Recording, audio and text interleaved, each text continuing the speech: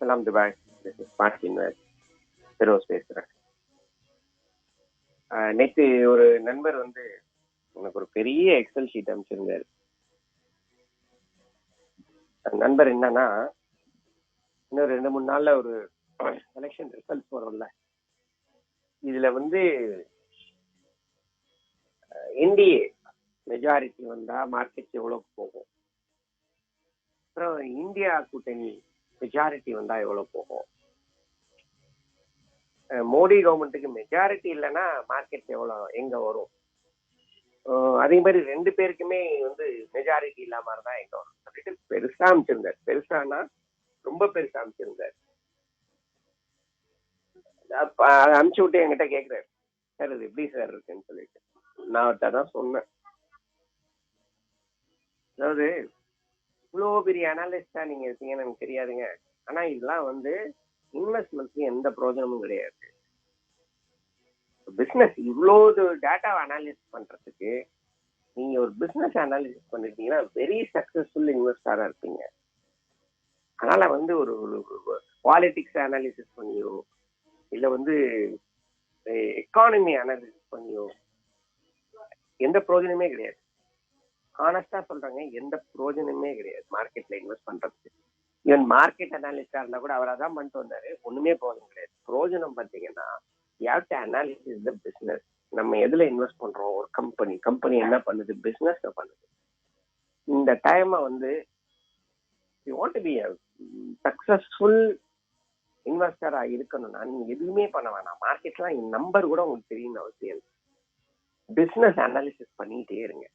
Business environment எப்படி இருக்குன்னு பாருங்க, எதெல்லாம் மாற்றங்கள் வருதுன்னு பாருங்க. நம்ம இன்வெஸ்ட் பண்ற கம்பெனியோடைய த்ரெட்ஸ் என்ன, ஸ்வாட் அனாலிசிஸ் பண்ணிட்டே இருங்க.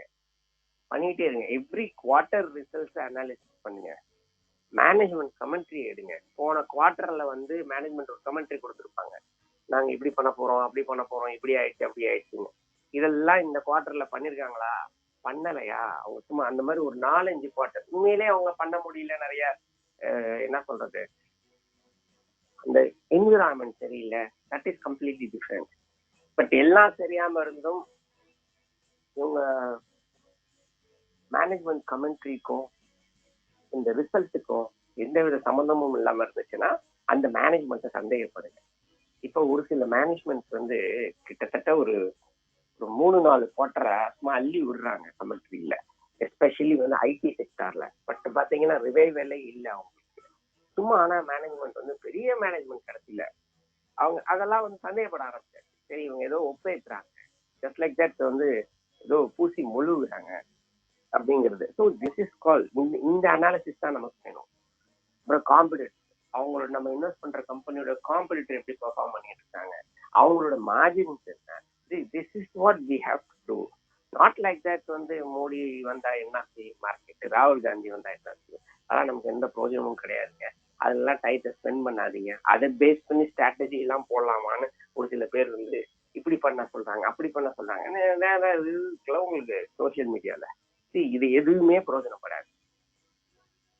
அமைதியா உட்காருங்க, என்ன நடந்தாலும் நடக்கட்டும்.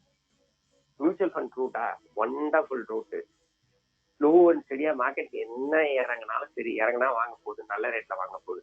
அமைதியா மட்டும் இருங்க, ரியாக்ட் பண்ணாதீங்க ரிசல்ட்ஸ் எப்படி இருந்தாலும். தேங்க்யூ.